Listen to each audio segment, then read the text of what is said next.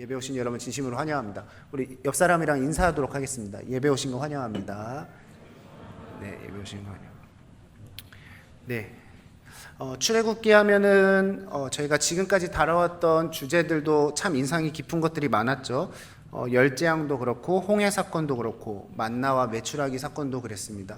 그런데 그것만큼이나 출애굽기 하면 빼놓을 수 없는 또 본문 중에 하나가 오늘의 이제 금송아지 사건입니다.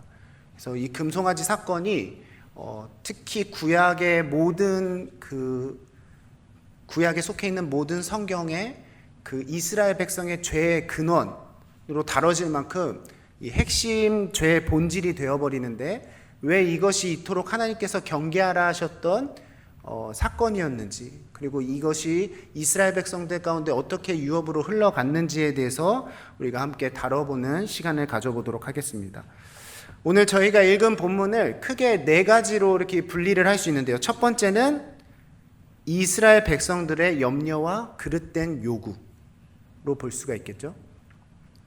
이어서 나온 것은 무엇입니까?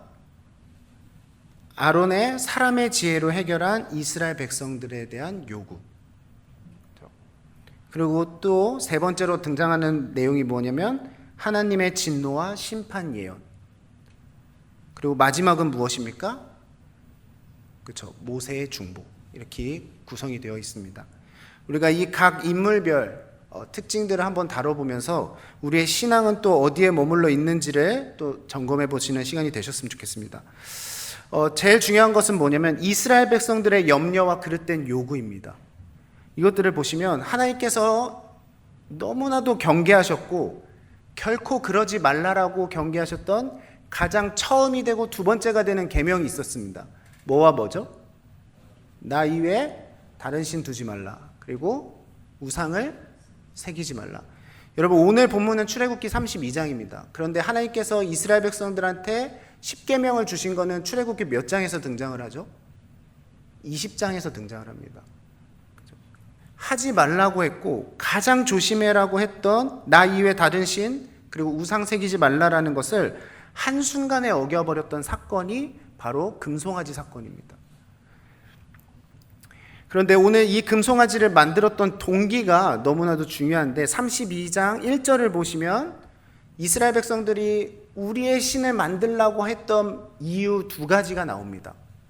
뭐라고 이야기를 하고 있나요? 백성이 모세가 산에서 내려옴이 뭐함을 보고? 더딤을 보고입니다. 더딤을 보고.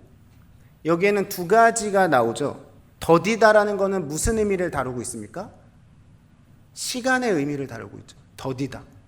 자신들이 생각했던 그 시간 안에 모세가 도착하지 않았기 때문에 이것은 우리가 다른 신을 만들어도 되는 명분이라고 생각을 합니다.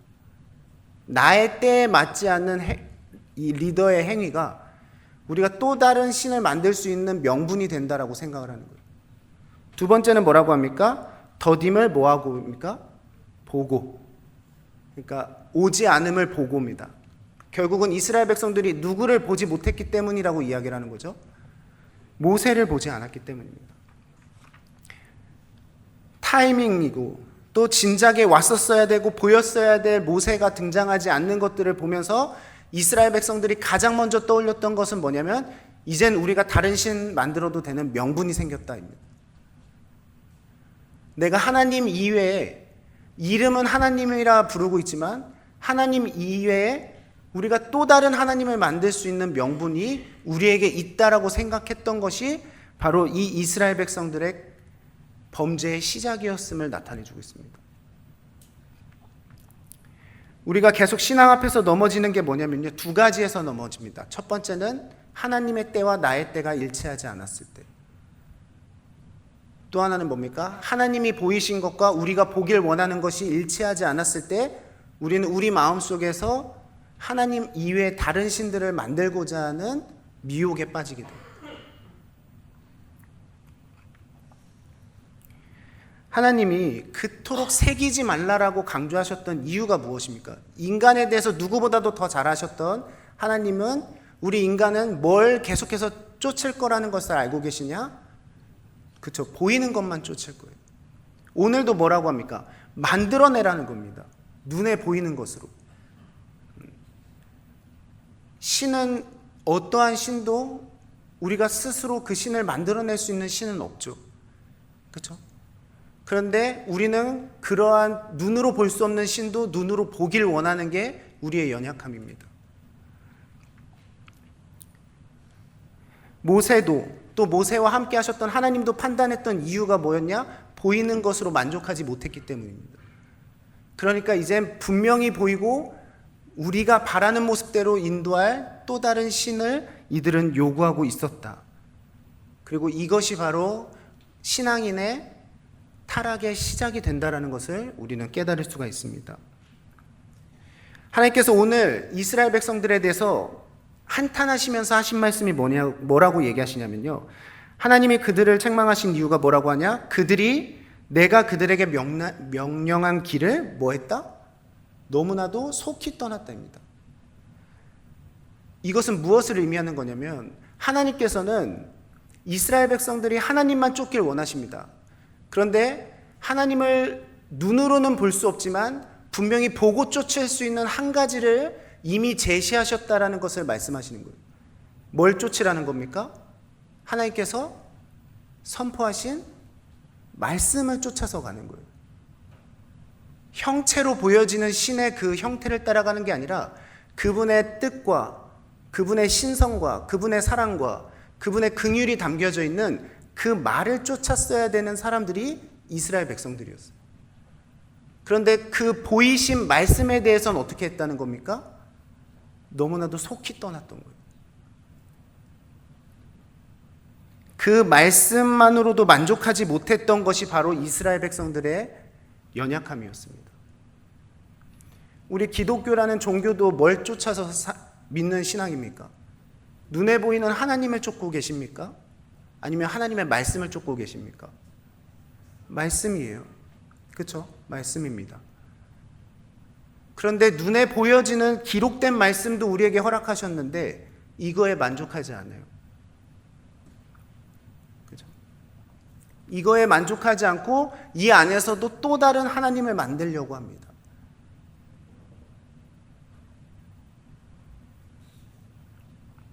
기록된 말씀을 벗어나는 것, 그것이 곧 뭐라고 했습니까? 죄라고 얘기를 하는 거죠. 하나님 뜻에서 벗어난 게 뭐라고 했습니까? 죄라고 얘기했어요. 이 백성이 속히 내 말씀, 율례와 법도를 떠났다. 이건 곧 뭐 했다는 것입니까? 하나님 앞에 범죄했다는 거죠. 우상을 만들어낸 거에 범죄의 시작이 아니었고 하나님께서 보이신 그 말씀으로부터 이미 속히 떠난 것이 죄의 시작이었던 거예요. 따랐어야 될 말씀이 눈앞에서 사라지니까 이제는 그 말씀을 대신할 눈에 보이는 신을 필요로 했다는 것입니다. 정말 말씀만 쫓아서 사는 사람들은요, 다른 것들을 보고자 하는 소망이 안 생겨요. 주의 말씀이 어찌 그리 단지, 그렇죠?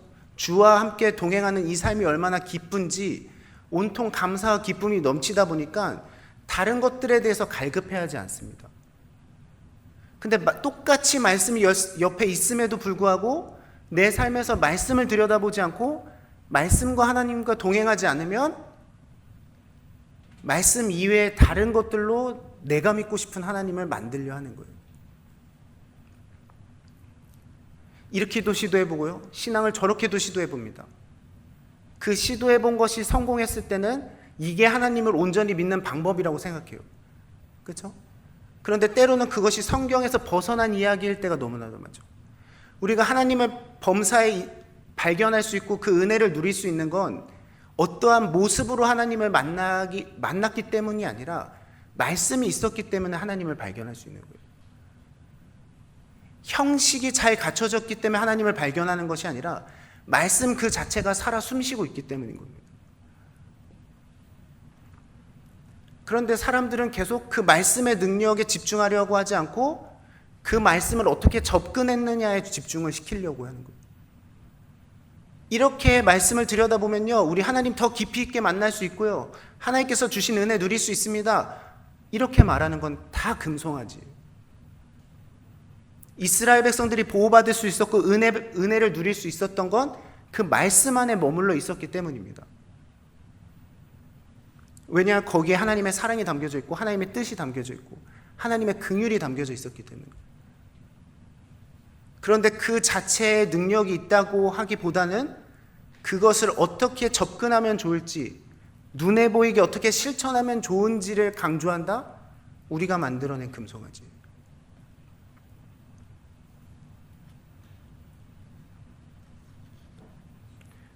우리가 하브르타를 하고 기납적 성경 공부를 하는 거, 그 방법이 능력이 있기 때문이 아니라 그렇게라도 말씀을 들여다보게 하려고 하는 겁니다.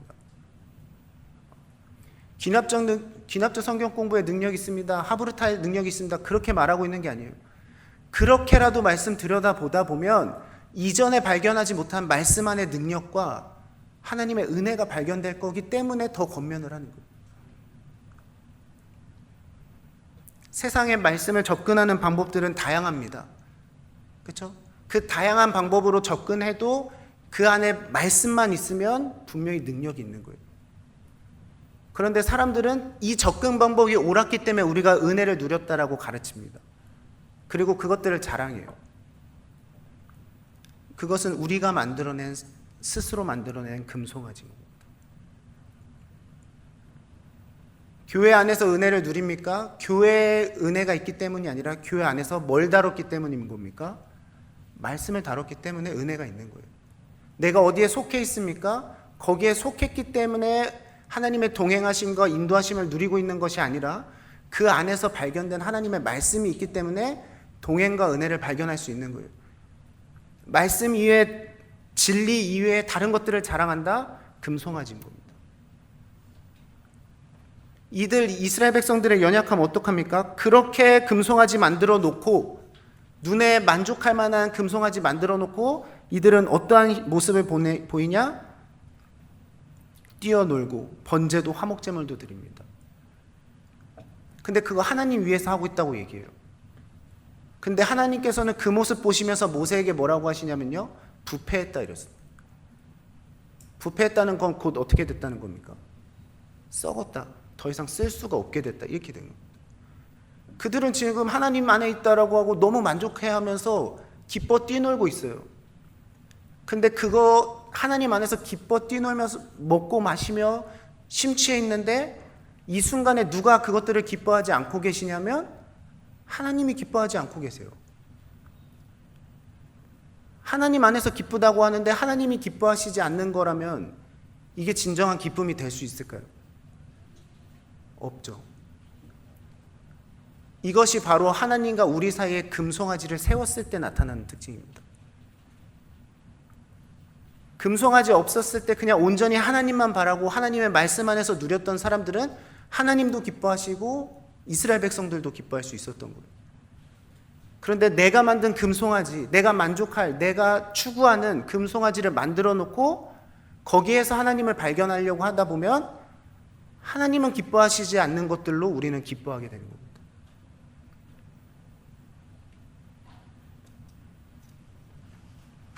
구약의 예언에는 하나님께서 그들이 베푸는 번제와 화목제물 역겹다라고 얘기하죠.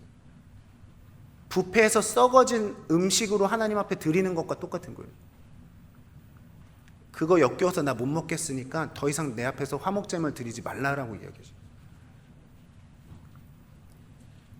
진짜 하나님이 기뻐 받으실 만한 제물을 드리기 원하고 제사를 드리기 원하려면 우리 중심에 세워져 있는 금송아지를 제거를 해야 돼요.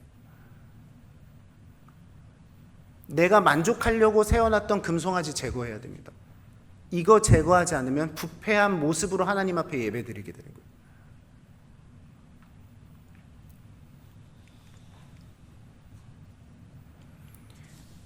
하나님께서 우리를 의롭다 칭해 주시기 위해서 하나님께서 우리에게 요구하신 건 오직 믿음입니다. 말씀 안에서 믿는 믿음이어야 그것이 하나님께서는 참 의롭다고 칭해 주십니다. 말씀과 믿음만 있으면 돼요. 행위는 자연스럽게 따라오는 겁니다. 믿음이 있기 때문에 따라올 수밖에 없는 게 행위예요. 그런데 그 믿음과 말씀 사이에 행위를 집어넣고 그것들을 가르치려 한다면 그것이야말로 금송아지인 겁니다. 너 교회 다니려면 이래야 돼, 이래야 돼, 이래야 되는 라고 말하고 강조하고 가르치는 것들 중에 성경에 기록되어 있지도 않은 것들이 너무나도 많아요. 그리고 그렇게 따르지 않으면 그 사람은 참 신앙인이 아닌 것처럼 가르칩니다. 정죄합니다. 여러분 마음 안에 있는 기준들이 금송아지인지 아닌지 분별하지 않으면 그동안에 내가 드렸던 모든 예배는 하나님은 기뻐하시지 않았지만 나 혼자 기뻐 뛰놀았던 예배일 수밖에 없어요. 이왕 한 번의 예배를 드리더라도 우리가 소망해야 될 것은 무엇입니까? 오직 믿음으로 의롭다 칭해 주시겠다는 하나님 약속만 붙들고 내가 그동안 세워놨던 그릇된 금송아지를 하루라도 속히 제거를 해야 하나님도 기뻐하시고 나도 기뻐할 수 있는 이때를 보낼 수 있지 않을까. 아까 저는 기도해 주신 거 요즘에 기도 제목이랑도 너무나도 마음에 많이 닿는 게 러시아 우크라이나만 싸웠던 그 전쟁이 이제는 점점 더 커지고 있지 않습니까?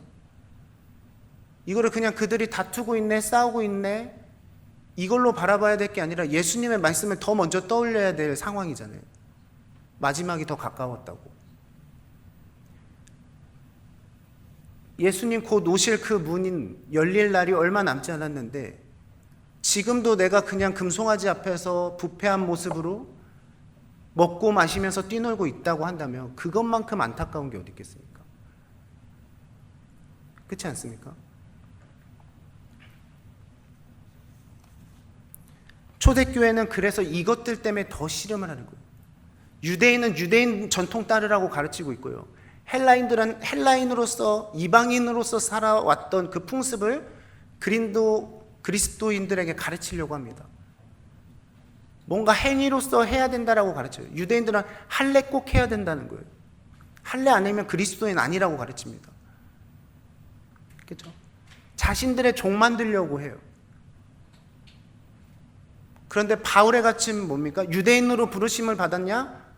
억지로 할례 받는 자 되지 말고 할례 받지 않는 자처럼 하나님 앞에 예배 드려라. 너가 헬라인으로 부르심을 받았냐? 헬라인으로서 너가 하나님 앞에 드려야 될 영적 예배 드려라. 이렇게 가르치는 거죠. 사람의 종이 되지 말고 오직 그리스도의 종이 되라는 거예요. 하나님의 종이 되라는 거예요. 그런데 유대인이든 헬라인이든 자신들이 만들어 놓은 금송아지를 계속해서 이제 갓 태어난 그리스도인들에게 가르치려 합니다. 그래서 진짜 진리 되시는 예수님에게 온전히 집중하지 못하게 하는 거예요. 우리 어느 누구도 행위로 의롭다 하심을 받을 수 있는 영혼 단 한 명도 없습니다. 내가 다른 사람과 비교하면서 저 사람보다 의롭다 생각하는 그 근거가 행위라면 그것은 지금 그냥 먹고 마시면서 뛰놀고 있는 것과 똑같은 거예요. 두 번째는 아론의 모습을 봐야 됩니다. 아론을 한마디로 정의하자면 가장 경계해야 되고 끊어내야 될 사람입니다. 가장 경계하고 끊어내야 되죠. 이 오늘 보여준 아론의 모습은요, 초대교회의 거짓 교사들과 똑같습니다. 진리가 아닌 것을 진리인 것처럼 선포해요. 아론이 미련한 게 뭐냐면요, 아론은 지난 시간에도 설교했지만 철저하게 누굴 통해서 들은 말만 선포해야 됩니까? 모세를 통해서 들은 말만 선포해야 돼요.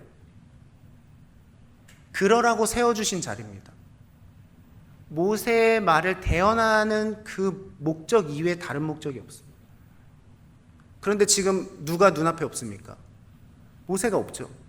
그러면 이스라엘 백성들이 우리를 위해서 신을 만들어 내주세요라고 독촉하고 있어도 이때 아론의 태도는 뭐였어야 됩니까? 나 들은 거 없어. 나 들은 거 없으니까 나한테 뭔가 요구하지 마. 이렇게 얘기했었어요. 모세 오면 모세를 통해서 주시는 하나님 말씀 있으면 내가 그때 얘기해 줄게. 이렇게 얘기했었어요. 다시 말하면요, 모세가 없으면요, 아론도 필요가 없는 거예요.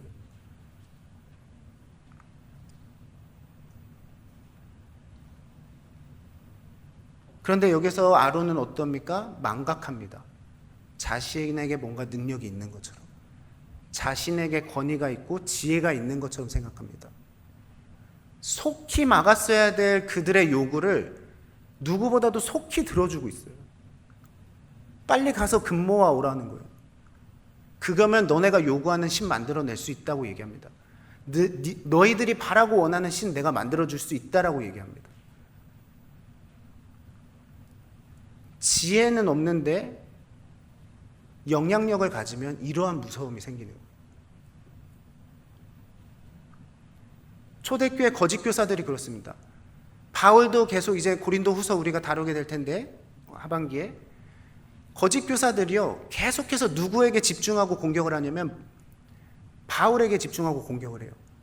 왜요? 바울은 누가 어느 교회든 인정하는 사도이기 때문에. 그렇죠?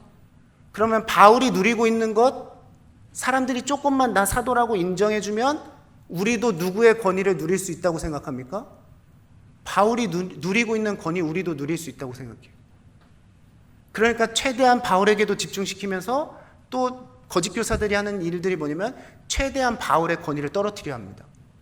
사도의 권위는 올려놓으면서 바울의 권위는 떨어뜨려 놔요. 그러면 그 자리에 누가 앉을 수 있습니까? 거짓 교사들이 앉을 수 있어요. 아론이 한 행동이 딱 그겁니다. 영적 권위는 올려놓지만 지금 영적인 권위로 하나님의 쓰임받고 있는 사람을 내려요. 왜? 내가 거기에 앉아야 되니까. 그래서 뭐 만들어야 되니까? 금송아지 만들어야 되니까. 그 아론의 미련함이 60만 명을 우상숭배하게 만듭니다. 근데 제가 아까 뭐라고 했습니까? 구약의 이스라엘 백성들의 죄악의 시작이 여기서부터 시작된 거예요. 북이스라엘과 남유다 분쟁으로 갈라집니다. 하나님께서는 택하신 곳에서만 예배드리라고 하셨고 그곳이 어디였습니까? 예루살렘이었죠. 그러면 누구는 예배를 드리지 못하게 됩니까? 북이스라엘 사람들은 예루살렘에서 예배를 못 드리죠. 그러니까 북이스라엘 왕들이 뭐를 세웁니까? 똑같이 세우는 거예요. 두 군데에 세웁니다. 북이스라엘 최남단과 북이스라엘 최북단에 세워요.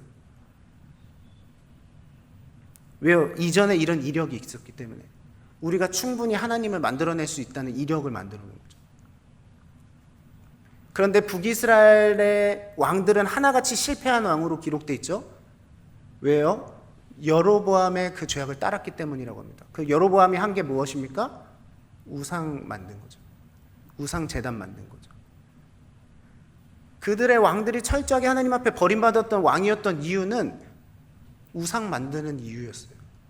자신들이 만들어낸 하나님 만든 이유였습니다. 하나님 한 번도 하나님 위에 눈에 보이는 신 만든 그러한 리더를 인정해 준 적이 없어요. 금송아지 만든 리더를 인정해 준 적이 없습니다. 왜요? 그거 하나님이 가장 싫어하시는 행동이기 때문에.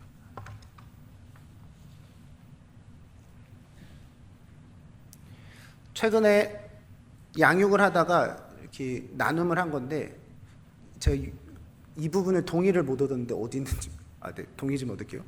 네. 또 어차피 또 얘기하다 보면 누군지 또 이 선교를 준비하는 데 있어서 이 청년의 마음에는 뭐가 있었냐면 선교는 자비량으로 가야 된다. 이런 마음이 있었어요. 누군지 찾으려 하지 마시고 자비량으로 가야 된다라는 하나님 앞에 이 고백이 있었습니다. 그래서 이제 내가 자비량으로 가지 못하면 못 가겠구나, 안 간다, 약간 이런 다짐이 있었는데 결론적으로는 어떻게 됐다? 가는데 부모님이 조금 도와주시게 된 거예요. 근데 이제 그 상황이 조금 애매해진 거죠. 다른 사람의 도움 받지 않겠다 했는데 그 다른 사람의 부모도 포함을 해야 되나? 약간 이런 거죠. 근데 그거를 이제 양육 때 저희가 다 같이 나누면서 제가 했던 말이 뭐냐면 그게 나의 신앙 고백인 건 상관없습니다. 근데 그것이 다른 사람을 판단하게 되는 이유가 돼서도 안 되고 그게 스스로 나를 정죄하게 되는 이유가 돼서도 안 돼요. 이해가 되십니까? 성교는 자비량으로만 가야 된다는 게 성경에 써 있습니까? 안 써 있습니까? 성경에는 하나님께서 고린도 교회를 통해서 나를 채워주시면 나는 도움을 받아서 가겠다. 바울은 이렇게도 얘기하고 때로는 내가 자족하여 성교를 가겠다라는 고백 다 있습니다. 하나님이 채워주시면 있는 대로 가는 거고, 없으면 없는 대로 누군가의 도움을 받아서 가는 게 바울의 관점이에요. 그렇죠? 그러한 결단을 하는 거는 잘못된 것이 아니에요. 근데 그게 나든 다른 사람이든 신앙의 척도로 판단하게 되는 금송아지가 되면 안 돼요. 이해되십니까? 그리고 마치 이게 성경적 가르침인 것처럼 가르쳐서도 안 돼요. 그런데 얘기하고자 하는 건 뭐냐면, 우리 안에 그러한 크고 작은 것들이 너무 많아요. 교회마다 강조하는 게 있고요, 단체마다 강조하는 게 있습니다. 그렇죠? 하나님 말씀은 하나인데 적용점들이 너무 다르죠. 그것은 신앙적으로 조금 더 좋은 습관과 훈련을 하게 하기 위한 목적이지, 그게 본질은 아닐 때가 많습니다. 근데 이 본질이 아닌 것을 본질인 것처럼 생각하고 이것만이 진리인 것처럼 선포하는 것은 위험한 행동이에요. 이거 정말 위험한 행동입니다. 그러다 보면 그 다른 단체와 다른 교회와 우리가 조금 차별화된 이 모습이 우리는 서 있는 이유고, 이것들을 함께하지 못하고 있는 다른 교회들은 실패하고 있는 교회라고 정죄하기 너무 쉬운 이유가 됩니다.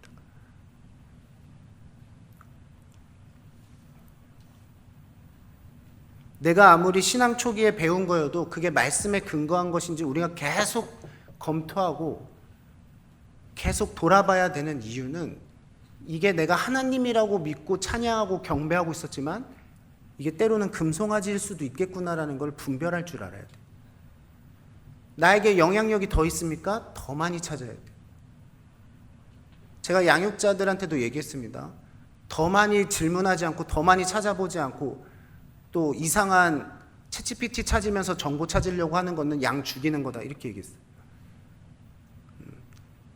전통 교단이 이 진리 안에서 어떠한 씨름을 1500년, 2000년 동안 해왔는지 그것들을 다 분별하면서 이단과 이단이 아닌 차이가 뭔지에 대해서 올바르게 알고 있어야 되고, 말씀의 적용이든 해석도 올바르게 하지 않으면 우리는 언제든지 너무나도 쉽게 금송아지를 만들어낼 수 있다는 사실을 항상 깨어서 생각하고 있어요.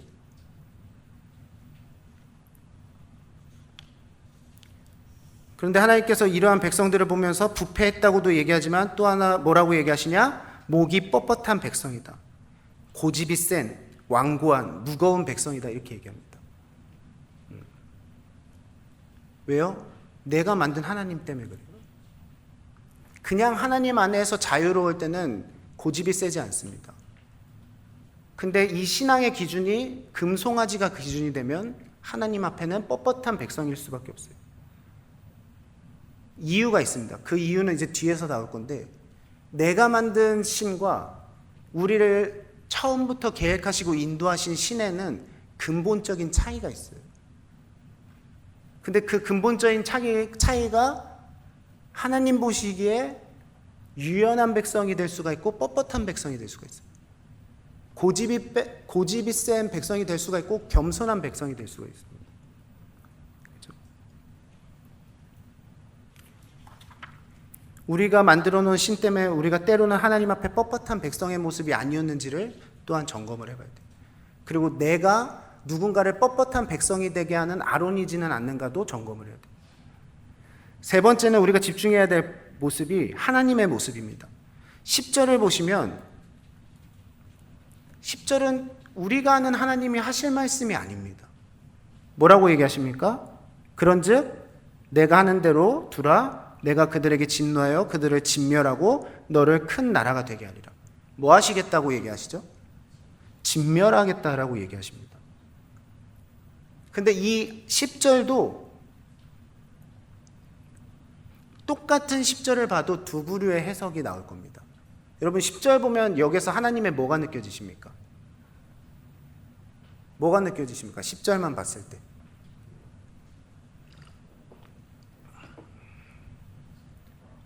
하나님은 이스라엘 백성들을 보면서 뻣뻣한 백성이라고 하셨는데 10절에서의 하나님의 모습은 더 뻣뻣한 하나님이에요. 맞지 않습니까? 더 뻣뻣한 하나님입니다. 그냥 어떻게 해서든 진멸하시려고 하는 거고, 심지어 어떻게 하십니까? 야 모세야, 내가 너 큰 나라 되게 해줄 테니까 이거 잘 지켜봐. 하나님이 그들을 진멸하시는 거를 모세에게 약간 더 납득시키려고 하는 모습이 있어요. 그렇죠? 근데 이 시각은 하나님을 뻣뻣하게 보는 사람들의 시각이에요. 만약에 이 10절을 사랑의 하나님으로 한번 봐보시기 바랍니다. 사랑이 너무 넘치는 하나님이 10절을 얘기했다라는 걸로 생각하고 10절을 한번 봐보세요. 어떻습니까?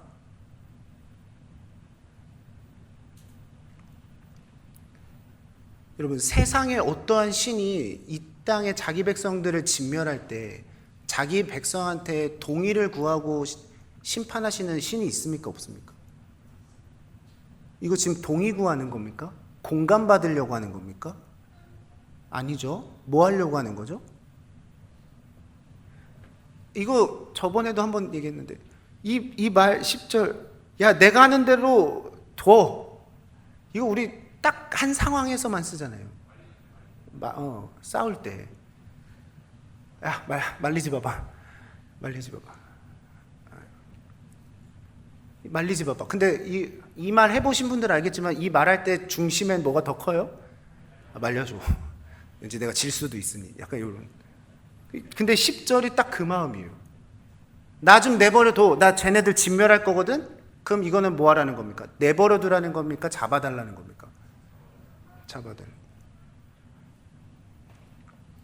10절 보시면요, 모세가 할 수 있는 거 아무것도 없습니다. 내버려두라고 하든 나 좀 잡아달라고 하든 하나님이 뭘 요구하셔도 모세가 할 수 있는 건 아무것도 없어요. 그렇죠? 그럼 지금 이 말씀을 굳이 하셨다는 거는 하나님의 의중을 나타내려고 하시는 목적인 거죠. 내버려두라고 말씀은 하고 계시지만 뭐 해주시길 바라는 겁니까? 진멸하는 그 하나님의 그것들을 모세가 말려주길 원하는 거예요. 모세가 말려줘. 여러분, 하나님은 우리보다 우리를 더 잘하시는 분이에요. 만약에 모세가 저 큰 나라 되게 해주실 거예요? 빨리빨리 진멸하세요. 이렇게 말할 모세였으면 하나님께서 이 말씀을 하셨겠습니까? 긍휼도 없고 사랑도 없고 자기 백성에 대한 애정이 없는 모세였다면 하나님께서 이 말씀을 하셨을까요? 애정도 없고 사랑이 없었으면 바로 진멸하라고 얘기했을 거예요. 모세도. 네, 빨리 하셔서 하나님 저런 죄악 범하는 백성들 다 제거해 주시고 온전히 서 있는 애들만 데리고 제가 큰 나라 이룰 수 있게 하나님 도와주세요. 이렇게 얘기했을 겁니다. 자기 이익만 구하려고 하고 자기 영광만 취하려고 하는 모세였으면 하나님 앞에 그렇게 요구를 했을 겁니다. 그렇죠? 그런데 하나님이 모세를 택하셔서 나를 내버려 두라라고, 나 쟤네 진멸할 거라는 그 하나님의 모든 계획을 다 이야기하신 이유는 뭐냐? 모세가 그 정도로 애정이 없는 사람이 아니라는 거. 그리고 모세가 이스라엘 백성들을 얼마나 더 끔찍이 사랑하고 있다는 것을 누구보다 더 잘 아신 거예요? 모세 자신보다 하나님이 더 잘 알고 계신 거예요. 여러분, 누군가가 범죄하고 있고 넘어져 있는데 그들을 위해서 기도할 수 있는 마음을 주셨다는 것은 하나님께서 보시기에 나는 모세와 같은 자인 겁니다. 내가 누군가가 범죄하고 넘어져 있는데 그게 정죄와 판단의 이유만 된다? 그들을 위해 긍휼로 기도할 수 있는 마음이 없고 그냥 그 판단으로만 끝난다? 모세가 아닌 거죠.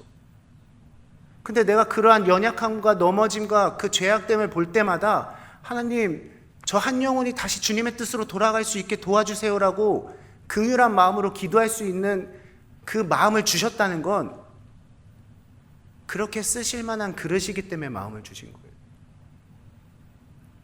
내가 한 번도 신앙생활 하면서 다른 사람을 긍휼히 여기면서까지 기도할 수 있는 마음을 품어본 적이 없다? 한 번도 모세와 같이 하나님께 인정받아 본 적이 없는 거예요. 너무 안타깝지 않습니까? 나 한 사람이 기도만 하면 60만 명이 돌아설 수 있는 은혜가 있어요. 그리고 하나님은 그 계획과 그 마음을 우리에게 비춰주신 겁니다.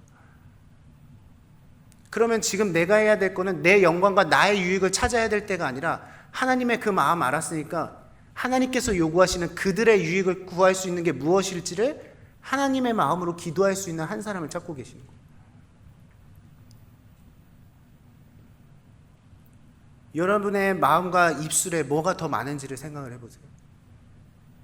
오늘 모세를 보시면, 마지막으로 모세를 보는 건 하나님께서는 모세와 같은 자를 찾으시고 그러한 자에게 하나님의 뜻을 비춰주시는 하나님이라는 걸 이제 알았다면 모세가 어떻게 반응했는지를 봐야 되는 거예요.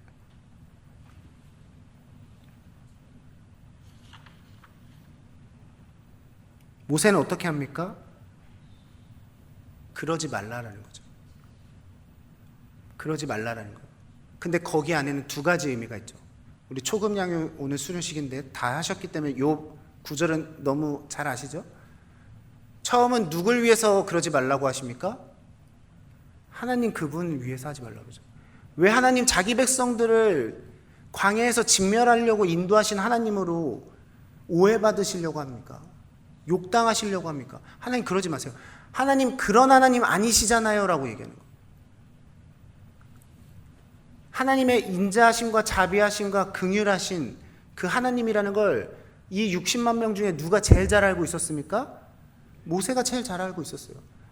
하나님 진노하시는, 심판하시는, 진멸하시는 긍휼이 없으신 하나님이 아니에요.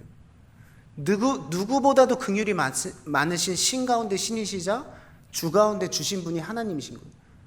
그거를 전적으로 신뢰했던 모세는 하나님이 누군가의 오해로 하나님의 이름을 망령되이 부르는 그것들을 견딜 수가 없었던 겁니다.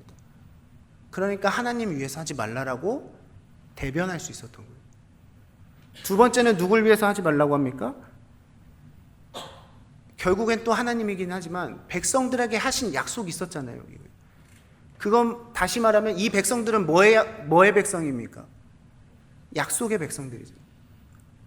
이 약속의 백성들에 대해서 하나님께서 하셨던 그 약속을 하나님이 거짓말하실 하나님은 아니시잖아요. 이렇게 얘기하는 거죠. 누구보다도 공의로우시고 누구보다도 정의로우신 하나님이시잖아요 라는 거를 이스라엘 백성들 핑계는 대고 있지만 결국에는 하나님을 위해서 기도라고요.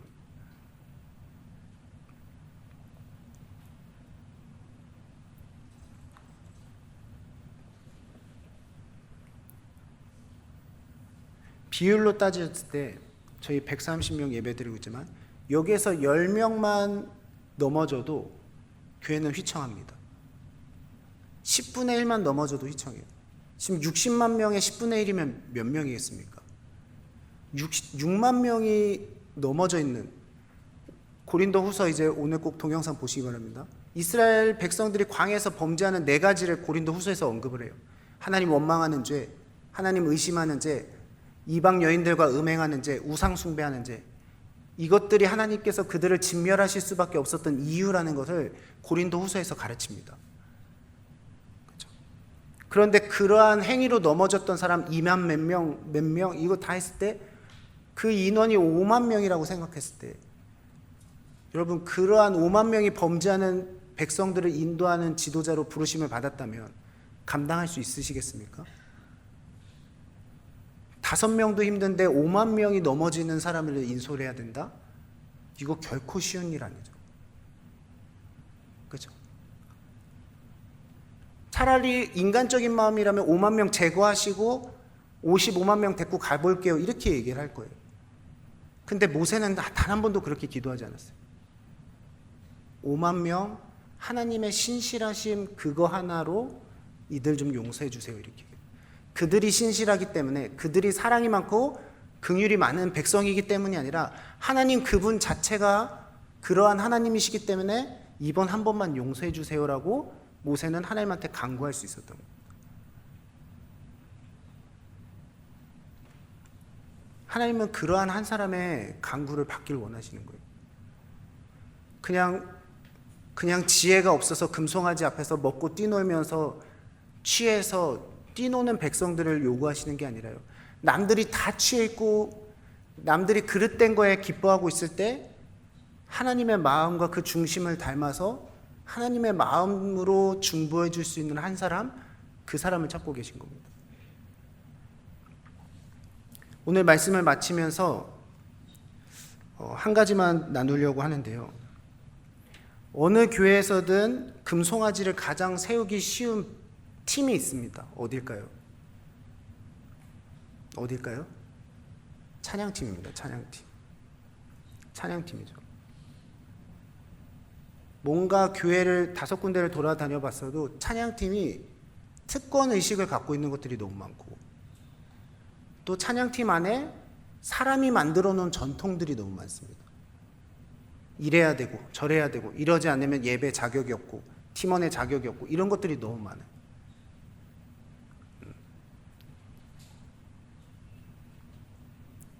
네, 동의를 구했으니까 그 라도나이 안에도 있었습니다. 금송아지가 분명히 있었어요. 그죠? 팀 내에 있을 수도 있고요, 개인이 갖고 있는 금송아지가 있을 수도 있었습니다. 그런데 오늘 이렇게 나눌 수 있는 건 뭐냐면, 그것이 금송아지인 줄 알고 그것들을 제거하기 위해서 너무나도 힘썼다는 거예요. 특히 금송아지를 세우기 쉬운 자리가 인도자 자리거든요. 광연이라는 그런 나눔을 해서 있지만, 광연도 광연 나름의 금송아지가 있었습니다. 근데 오늘 이 자리에서 얘기할 수 있는 건, 정말 그 자신이 갖고 있던 팀장으로서, 인도자로서 쌓을 수밖에 없었던 그 금송아지가 하나님이 기뻐하시지 않을 거라는 걸 깨닫고 그거를 무너뜨리기 위해서 엄청 노력을 했어요. 그러니까 팀장의 자리도 내려놓고 전적으로 인도 자리에만 집중하겠다라고 결단도 했던 거고, 그리고 여러분들 중에 저는 음악적으로 그게 없지만 좀 느꼈던 분들도 있겠지만, 이전에는 라도나이 안의 느낌이 뭐였냐면, 송폼대로 해야 그게 만족할 만한 예배라고 생각하는 문화가 있었어요. 그래서 제가 제안했습니다. 그거는 우리가 만족하기 위한 예배일 수 있으니 송폼 없이 한번 인도를 해봐라. 충분히 듣고 흘릴 수 있습니다. 내가 쌓아놓은 금송아지가 너무나도 크면. 아니요, 저희는 송폼대로 해왔던 팀이기 때문에 송폼 유지해야 됩니다. 이렇게 할 수도 있었어요. 근데 그거를 깨기 위해서 정말 노력을 하더라고요. 어색하고 내가 그동안 입었던 옷이 아니었는데도 이것이 어쩌면 우리가 쌓는 금송아지일 수도 있다라는 것을 깨닫는 순간, 그걸 무너뜨리려고 송폼도 안 짜보고 찬양 인도도 해보고 하는 씨름을 하는 거예요. 근데 지금은 또 어떻게 우리 광연 청년이 변화가 됐냐? 이전에는 원칙이 너무나도 중요했던 리더였는데, 이제는 그 원칙이 깨지고 나니까 뭐가 보이기 하냐면 팀원 한 사람 한 사람에 대한 긍휼함이 생겼어요.